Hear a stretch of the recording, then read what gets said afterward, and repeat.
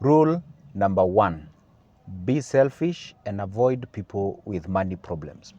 I know that one will sound controversial. When I say avoid people with money problems, I do not mean that you should not help people with your money. And the rule number 1 is to be selfish. Again, being selfish does not necessarily mean that whatever you earn or you have or you are a custodian of, you are not supposed to share. Understand those two terminologies. Kindly watch this video to the end so that you understand what exactly I'm trying to mean. So when I say be selfish, listen one thing. Wealth creation journey, it's a journey that you first need to be selfish. What does it mean? Selfish even to yourself. What does being selfish to yourself mean? It means you delay the gratification. You might have some cash that you need to do something, or you want to buy something that will make you happy, but you delay it just because you delaying you buying that particular thing that will make you happy and appropriating that money, say, to an investment. It's a far much better venture compared to that what you could do with that money. Now, being selfish, people tend to think like when I say be selfish, it means that you be selfish to other people. No, it means that you be selfish with your time as well. What do I mean? Not everyone can just call you at any given moment. Perhaps maybe you are building your dream and then someone just asks you, hey, where are you? Hey, it's on Friday. Why are you doing, or what are you doing in your house? Then you just show up. Be selfish with your time. When I say be selfish with your time, share your time with specific people who are doing what we call the value addition to yourself. There is a guy whom I love to watch called Les Brown. He says, practice OQP, only quality people. Don't just be available to any junk and, how do they say it? I don't know, Tom, Jack and whatever. Do not just avail yourself to anybody anyhowly. Associate with people who are helping you to grow. So be choosy to whom you're sharing your time with and your availability with. Number 3, being selfish also with your resources. Like, how are you distributing your resources? Listen, one thing. Sometimes people can take your kindness to your weakness. Sure, we are taught, I'm a believer, Christ is my Lord and Savior. But then the Bible tells us we should help other people. And I totally support that 100%. But at the same time, you're supposed to do so in a manner that actually depicts wisdom when it comes to sharing of resources. You see, God stops growth where there is no management. You have to depict the science and qualities of knowing how to manage your resources, having the ability to make sure that you know, hey, this is how I will manage this time, this is how I'll manage this resources that God has blessed me with, this is why I will give this in. It takes a whole intelligence and wisdom to understand that this individual, sure, they may come to me with a problem, they may need me to help them by prayers, but at the end of even I think it's the book of Peter, it says that as much as people come to you and they have a problem, let's say they slept hungry, sure, you're going to pray to them, but at the end of the day, they ain't going to eat prayers, that's for sure, and I'm not being rude, I'm just being factual. That's what the Bible says. Okay, it doesn't say necessarily eating prayers, but it says of what essence, of what help do you help that particular individual when you just give them prayers? Sure, pray for them, and at the same time, on top of that, actually give them something tangible that they're going to help themselves with. So the point here is be selfish with your time, with your resources, and also be selfish with what you also consume yourself. I always tell people, consume what we call the infotainment, something that is informing you and entertaining you at the same. Let me tell you one secret. Dare get broke. That's the time that you'll know people are not there for you. Sure, you may be for people all the time and every time, but dare get broke. One day you will understand that indeed. I had one client that called me actually he was actually here in Kenya. He was actually living in the US. He was helping everybody, the parents, the siblings, the aunties, the uncles, the cousins, and what have you, even to the extent to the friends. And one day this guy was deported. When Donald Trump said, hey, people will be deported and what have you, this guy was back here in Kenya. He didn't have the resources. And obviously, when you're deported, you don't get out of that country in a decent way. Probably you don't even get time to get your resources and what have you. So the guy was back in Kenya. And guess what those guys whom he was helping were saying? You know, this guy is stupid. He was in America. He was just drinking alcohol, doing all the parties and what have you. He came back with nothing. And yet this guy was building all of them at every time. They were calling him, left, right, and center. So the point here is, sure, help people. And of course, when I said avoid people with money problems, in essence, I mean avoid people who do not know how to manage their resources. Listen, one thing, if someone do not have the ability to manage their own resources, who told you that they're going to manage yours?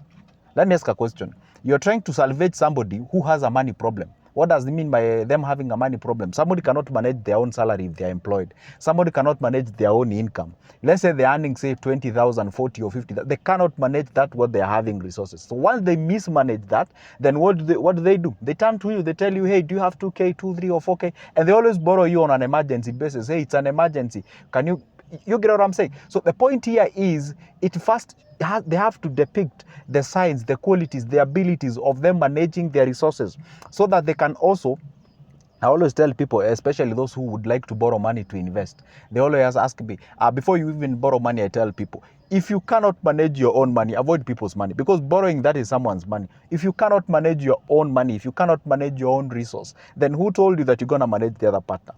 See, have you ever been in a situation whereby you're trying to salvage somebody out of a problem? For example, you're helping somebody who's an alcoholic. Somebody takes alcohol each and every time. You sit them down. Maybe they are your brothers, they are your cousins, they are your whoever. You sit them down. You talk to them. You tell them, hey, guess what, sir, or what, my brother or my sister? Please avoid doing this, and I'm going to support you. I'm going to start you a business. I'm going to help you, start a venture that will be able to cater you and your kids if they have any. And then you just have a very wonderful conversation, and you tell them, I'm going to support you, say, about 100K or whichever the money it is. And then after some time, sure, they saw some signs of them, picking up and what have you. Then all of a sudden, they go back to the same problem. And guess what happens now? These people, most of them, they are looking for handouts.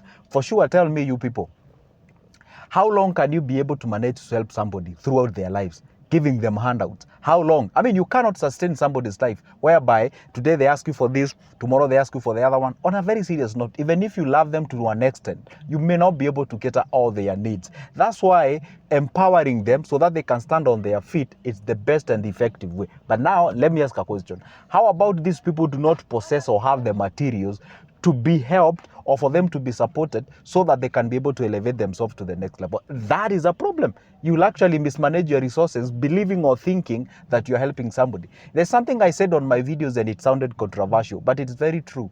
You cannot create wealth in backwardness. Are we together? You only empower the generation ahead of you going forward. But creating wealth backwardness, it becomes one of the hardest things. I usually deal with people. They told me, hey, we have our brothers, we even have our parents. We started a business for them. They squandered everything.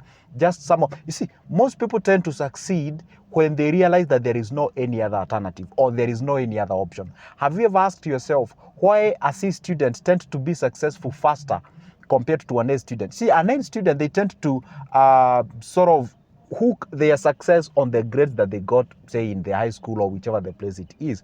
But the C student know already, you know what, quote unquote, I'm dumb based on the curriculum and based on the school. So therefore, I do not have any other option. Hard work is the only alternative. So the moment you do not have an option, people tend to, guess what? This has to work. There is no alternative. That is why when you start somebody a business and you tell them, hey, guess what? Take this business, run this business the way it's supposed to be run, and then you expect magic to happen. Nah, they don't do that. Why? Because they know, hey, our brother has money, our sister has money. Even if this business goes down, I'll just give him a call or give him a call, and then they will help me in paying my bills and what have you. That is exactly what people tend to think. So what you're supposed to understand is that not everyone who is out there starting them a business that they will become successful and they will run the business the way you expect them to run.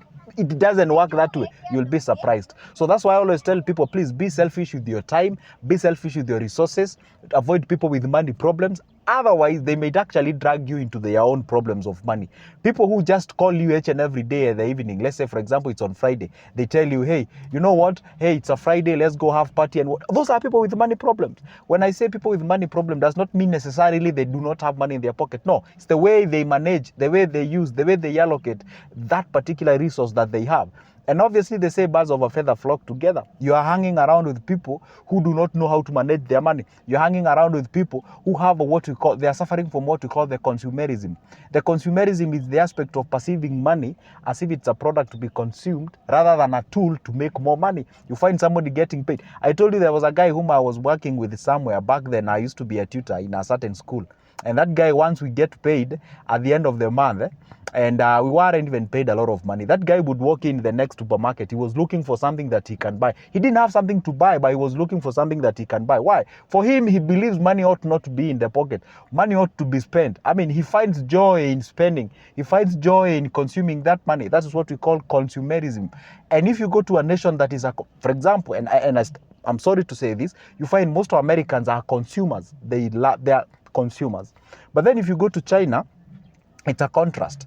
I'm not saying that China don't consume, but China is the country that is known to save. They save a lot of money. There are guys, if you go to their savings, they have a lot of money that they are saved there. Well, of course, you might say their investments and what have you. The point here is, I'm not saying that entirely in your life you should never consume. I mean, after all, we ain't gonna live in this world like forever. We are here for a certain period of time, then we shall vacate, that's for sure. But the point here is, that time that you're gonna be here, you are not supposed to suffer. People tell me, hey, Joseph, life is short.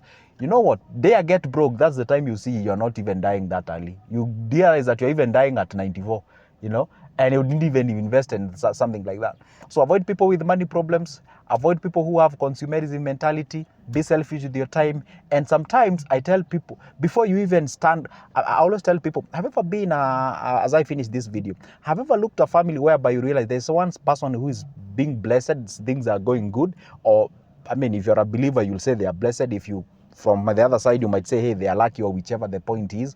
But then you realize, even before that guy stands on his own feet, or she stands on her own feet, you realize that people are now onto her or onto him. Hey, do this, do that, to a point whereby that what he was trying to build or she was trying to build has actually been crippled down, and it disintegrates before that guy even starts. Sometimes I tell people, close the door sometimes. Do not behave as if you have money. Don't think going back home and showing people that you have this, you have the other, and making or receiving those calls and bragging. And no, you're actually opening doors to be borrowed, and the moment you don't give them, they believe that you're now denying them that what they think it's their right. So be very careful, guys, when it comes to investments. Be very careful when it comes to your resources and time. That is it.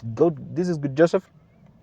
At all the time, I make videos as far as the investments are concerned, money, savings, and everything related to that. If you may need my services in one way or the other, my number is always on my, well, today I'm not on my borders, obviously, but, you know, you can get my number on the description of my videos, and you can shoot me a text on WhatsApp, and we can have a discussion regarding that. By the way, if you're watching for the first time, don't forget to subscribe, hit that like button, make sure that you leave a comment on the comment section.